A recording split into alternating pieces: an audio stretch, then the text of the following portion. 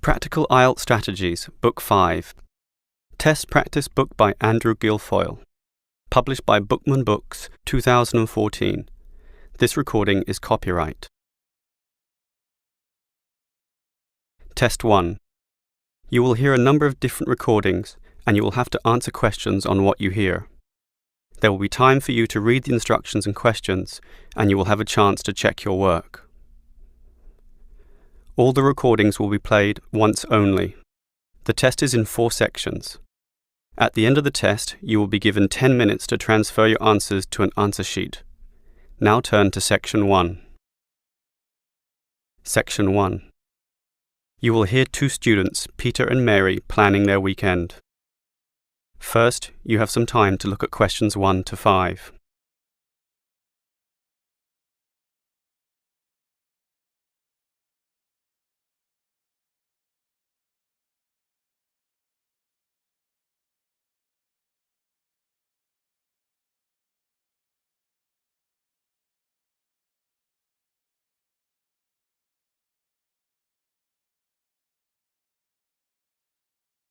You will see that there is an example that has been done for you. On this occasion only, the conversation relating to this will be played first. Well, Mary, you're free this weekend, and so am I. So let's plan the agenda. We said we're going to see a movie on Saturday, right? Yes. But what time? It's cheapest in the afternoon and very expensive at night, of course, so let's go in the afternoon. Sounds good. Have some fun before preparing that night for all our studies. Peter and Mary will see the movie in the afternoon, so afternoon has been written in the space. Now we shall begin. You should answer the questions as you listen, because you will not hear the recording a second time. Listen carefully and answer questions 1 to 5. Well, Mary, you're free this weekend, and so am I. So let's plan the agenda. We said we're going to see a movie on Saturday, right? Yes. But what time? It's cheapest in the afternoon and very expensive at night, of course, so let's go in the afternoon. Sounds good. Have some fun before preparing that night for all our studies. But you mentioned that new action movie. Sure. Well, that's what you want to see, but I'd rather see that comedy. I thought we'd agreed on the action movie. You just said that you'd like it. I didn't. My friends tell me my movie is very funny too. Okay, I'm fine with that. A comedy it is. We can see my action film another time. So that's Saturday afternoon planned, and that night we'll just eat at a restaurant. Where? I don't have much money, but there are some nice cheap places near the cinema. What about Pizza King? I'm not that keen on pizza, actually. There's a noodle place near there. What about that? Oh, I really wanted to eat pizza. And you know how fattening pizza is, and not nearly as healthy as noodles either. Okay, we'll do it your way again. Noodles it is. Okay, that's Saturday done. But Sunday, we have to study, right? You bet. We'd better start early too. 10 a.m, let's say. We can meet in the library about that time. Okay, let me write that in my diary. But 10 in the morning is a bit late, don't you think? We've got a lot to do, so I should think 9 a.m. is the very latest we should meet. 9 a.m? Sunday morning? Are you serious? What about 9:30? No, it's important to be disciplined, so I'll be there at that earlier time. All right, 9 a.m. The early bird catches the worm or passes the exam, right? Right. But should we study for the science class or the maths one? Or even history. There's so much to study. Well, let's just stick to the original plan. Science, right? Yeah, we can study for maths another time.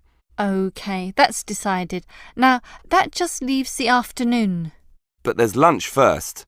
I think we can have my choice of restaurant this time. That's only fair. But the university cafeteria is not far, and cheap too. But I thought we could have pizza. There's a nice sandwich bar there, and that's a healthier option. I'm doing this for your own good. Look at you, Peter. You're already overweight. Okay. We'll take the healthy option again. Sandwiches it is, and you'll thank me for this later. Yeah. Before you hear the rest of the conversation, you have some time to look at questions 6 to 10.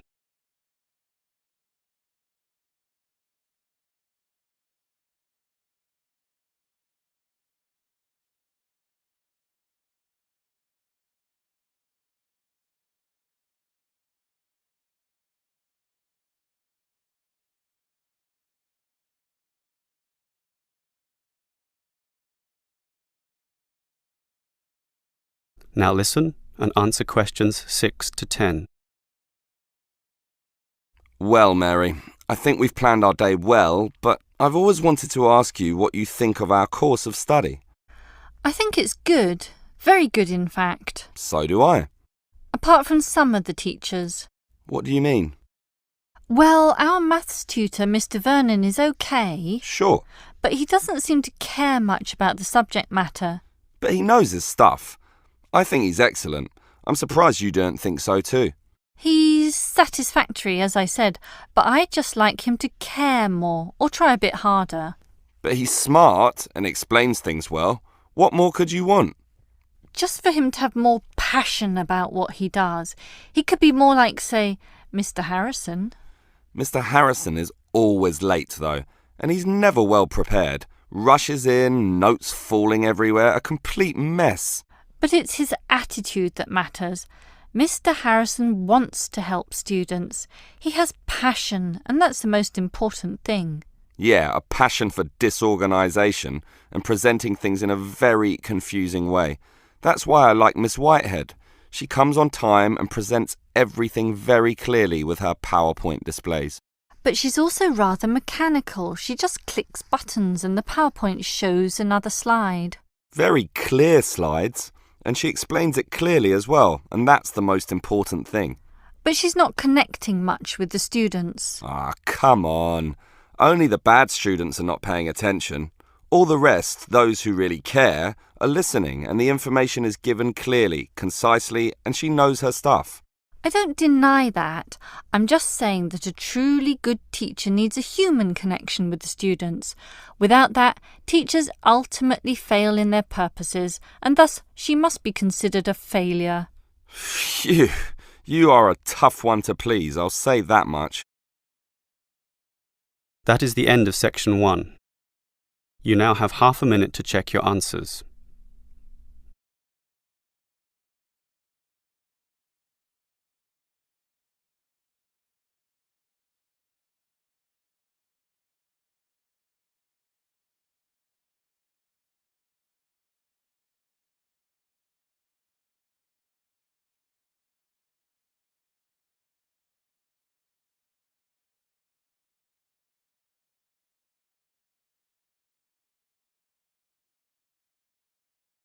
Now turn to section 2. Section 2. You will hear a hospital administrator telling some visitors about the hospital where she works.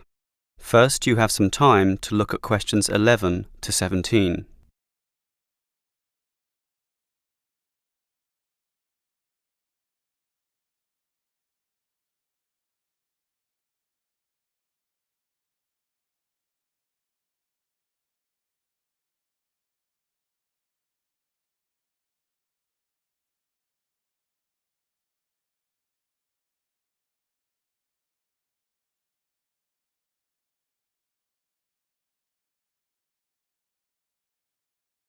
Now listen carefully and answer questions 11 to 17. Hello everyone. Welcome to Stanford Hospital, one of the more progressive hospitals in the Greater Southern Health District. Now, one of the ways we have achieved our high status is through implementing certain rules that you may not necessarily find in other centres of care. One of the most important is washing hands. Everyone who enters this hospital must wash their hands. We have signs indicating this and special sinks installed to allow visitors to follow this rule. Did you know that the majority of lethal viruses and bacteria are actually brought in by visitors? And sick people, of course, are very susceptible to such bugs. Thus, the washing hands rule is especially important in certain wards. These have the standard sink near the entrance door and also a bottle of disinfectant spray. So, in addition to washing your hands there, you are expected to spray them as well to kill any bugs that might remain. Annoying? Keep in mind that people have died from infections brought in by visitors, and newborn babies are particularly vulnerable in this respect. This is why the special care nursery definitely uses this system. Annoying?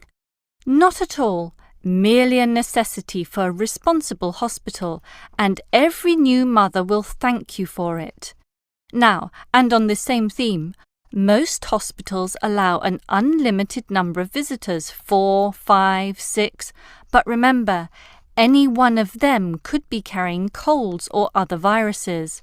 For this reason, at the Stanford Hospital, we limit visitor numbers to 3, and we are quite strict about this. Again, if you find it annoying, remember that it's for the good of all the patients, and it's what makes our hospital one of the best. To help keep control of this, all visitors must enter through the visitor gate, and there is a guard to tally up numbers and ensure that this rule is being followed. Now, the smoking policy. Most hospitals allow some sort of smoking somewhere on the premises, but here at Stanford, we believe that tolerating this habit at any time, in any place, is contrary to good health and the ethos of care. Consequently, we have a blanket ban. Smoking on the premises or immediate vicinity is banned completely. We are aware that such rules are often ignored, not only in hospitals but also in many public buildings. Well, we take this rule so seriously that we have undertaken preventative measures. Smoke detectors are in place. We have many video cameras installed, and if people break this rule, or any others, security will be alerted.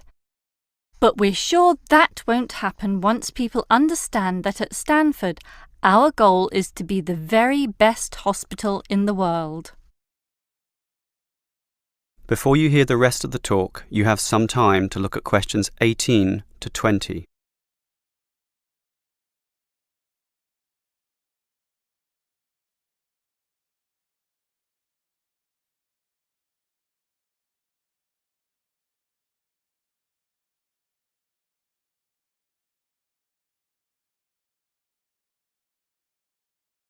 Now listen and answer questions 18 to 20. Now, after having given you all those Stanford Hospital rules today, let me move on to a brief history of the place. It first opened in 1955, when it was known as the Southern General Hospital. It ran under this name until the 1980s, after which it changed to the present name and was enlarged with the addition of 2 buildings, the Matheson Building and the Western Wing, although it was the second of these which first began operations in 1984, leaving the Matheson Building to open 1 year later, and other extensions such as the rear annex to appear only in recent times. The Matheson Building housed the maternity wards, while the Western Wing was for infectious diseases, and they still have those functions today. An interesting event was the fire which broke out just after the rear annex was constructed. It was found that some faulty wiring linked to the main transformer caused the fire, starting in the central building, spreading out to the medical library, Western Wing, and the pediatric section. Fortunately, no lives were lost, although the damage bill was considerable. Apart from that, it's been pretty much plain sailing for the hospital, allowing it to gain the high regard in which it is held today. Now, do you have any questions?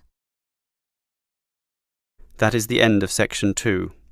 You now have half a minute to check your answers.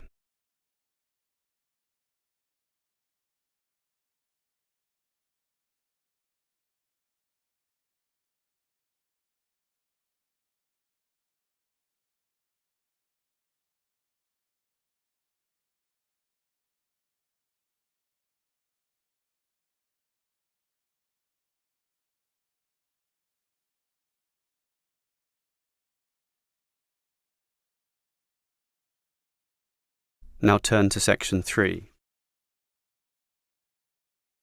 Section 3. You will hear a student Eric talking to his lecturer, Mrs. Harris, about some study difficulties. First, you have some time to look at questions 21 to 25.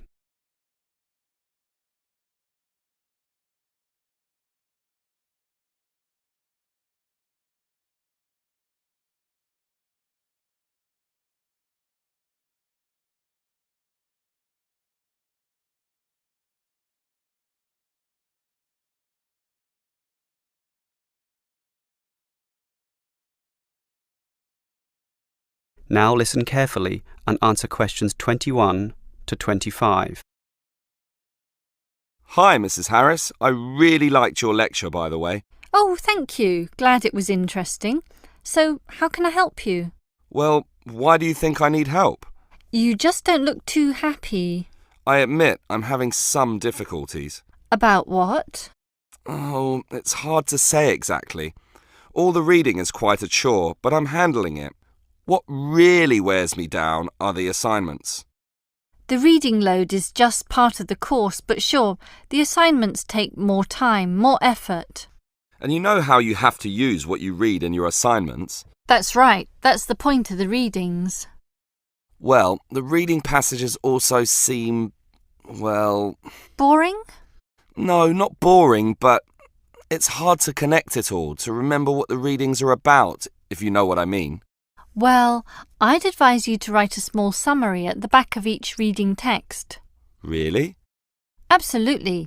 Basically, you don't want to be going through these texts again and again, and you'll need to refer to them often. So write a small summary, and when you revisit these texts, just read these. I'm not too sure how to write a summary, though. It's easy enough. The important thing is to check that you've written the main point and not just a list of details in order of their appearance. Details are not what matters, so again, don't make a list of these. That will just waste valuable time, and you're going to get very busy soon enough. Usually these articles argue a point, or otherwise have a certain purpose, so think all the time, what's the point and what's the purpose? OK, and just write that. Not just that.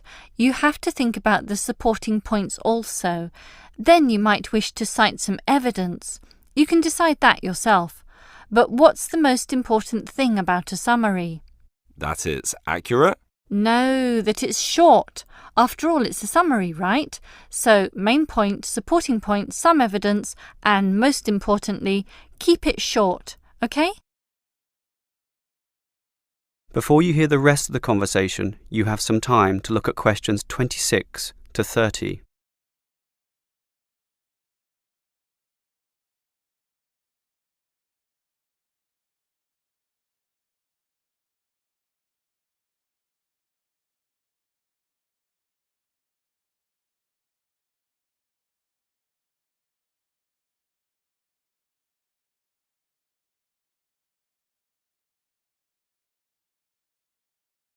Now listen and answer questions 26 to 30.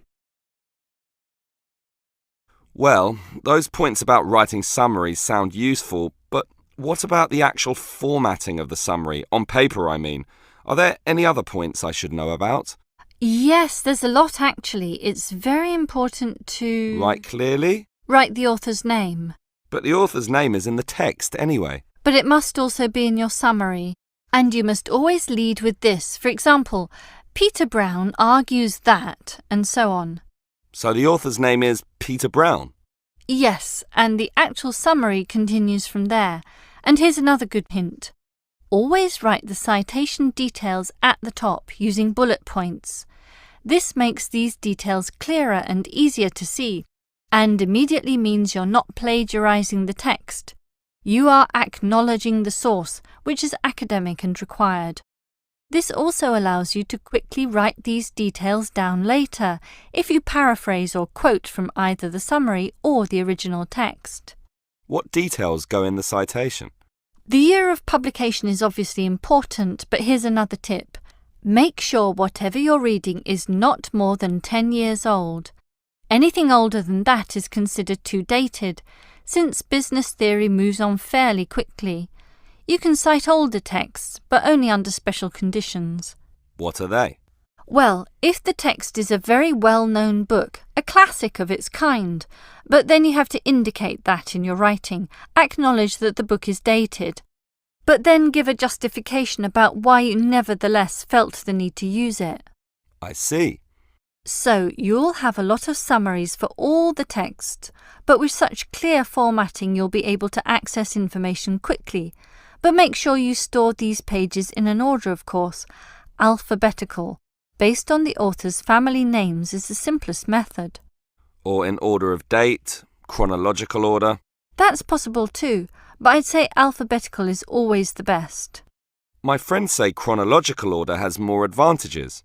Any system is fine, provided that it's logical and that you can follow it and quickly access your summaries at a later date. That is the end of section 3. You now have half a minute to check your answers.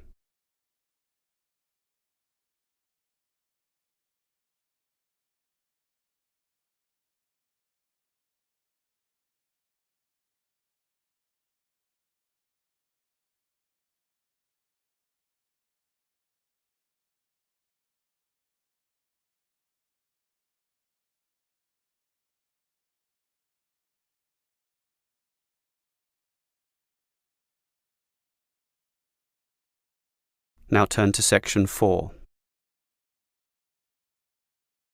Section 4. You will hear a lecturer discussing the marketing and consumption of kangaroo meat. First, you have some time to look at questions 31 to 33.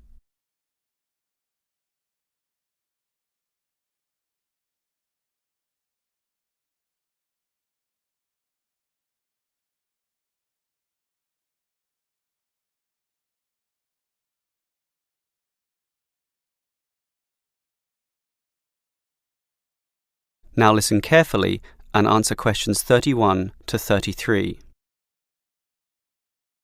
When one thinks of Australia, one of the first images that comes to mind is of the kangaroo. This native marsupial is cute, unusual, and with the baby kangaroo, known as a joey, safely in its mother's pouch, it presents an enduring image often seen on Australian postcards and posters.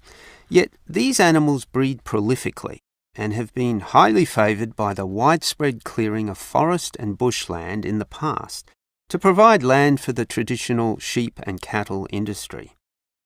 Ironically, kangaroos breed in such numbers, up to 50 million per year generally, that they have become pests. Consequently, for a long time now, there has been a yearly cull. In other words, their numbers are reduced with controlled and accurate shooting. And here we are talking of shooting millions of them. In the past, the carcasses were simply left out in the bush. Then later, some of the meat was used as cat food, and still is in fact. It is only in recent years that the meat has been used for human consumption, primarily for the overseas market, and one can see why. The meat is, by all accounts, leaner and tenderer than beef. It has a strong taste and minces easily, but it also has some more subtle advantages, and this is a topic I'd like to explore now. Before you hear the rest of the lecture, you have some time to look at questions 34 to 40.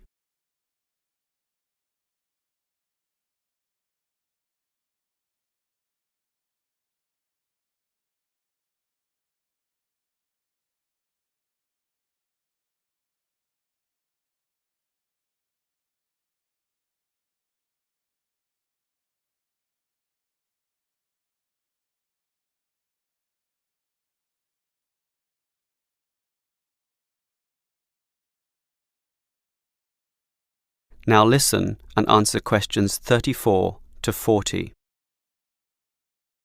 Now, there is a market, small but growing, for kangaroo meat. And one interesting reason to encourage its consumption is that it is environmentally friendly to do so. And this itself is for 3 reasons. 1. The traditional cattle and sheep, which mostly fill the rural pastures of Australia, are introduced species and somewhat destructive to the environment. After all, they weren't meant to be there in the first place. Their eating habits destroy the root systems of grass, their hard hooves tear open the ground, and their droppings are heavy and smothering to new growth. Kangaroos, in contrast, have all the opposite traits. They are a native animal existing in harmony with the natural environment there, so replacing cattle with kangaroos makes good sense. The other benefit is that, unlike cows and sheep, kangaroos don't produce methane as a byproduct of their digestion, and methane, along with carbon dioxide, is one of the primary agents of global warming. Finally, since there are too many kangaroos anyway, culling their population for their meat increases the biodiversity of Australia's wildlife. In other words, wallabies, quokkas, wombats and other native animals are given space to increase their numbers also, in the way that it was meant to be before the bushland was extensively cleared. So, one would think such arguments make the case irrefutable. However, there are some serious issues to overcome. The biggest problem is the way eating this meat is perceived. Many people still feel uneasy about eating what is, in effect, a national symbol, and a cute one at that. As well as this perception problem, kangaroos cannot be domesticated or raised within enclosures, as can conventional cattle. Kangaroos simply leap over fences, meaning that it is wild kangaroos that are harvested, which is not always efficient or cost-effective. This process involves trucks, shooters, spotlights, and many people to assist in transporting carcasses from remote locations. Finally, the public are not that happy with guns being the tool to cull these animals, arguing that it is inhumane. Professional shooters are, of course, trained, licensed, and follow a strict code of practice. They use accurate weapons and always aim for the head. The kill, in theory, is instantaneous, yet not necessarily in all cases. Thus, videos of kangaroo shooting taken by animal rights activists can cause great problems for the industry. Yet, what the public needs to realise is that, ultimately, all of their meat requires the killing of animals. And what happens in cattle abattoirs is, in essence, no different to what happens during the average kangaroo cull. That is the end of section 4. You now have half a minute to check your answers.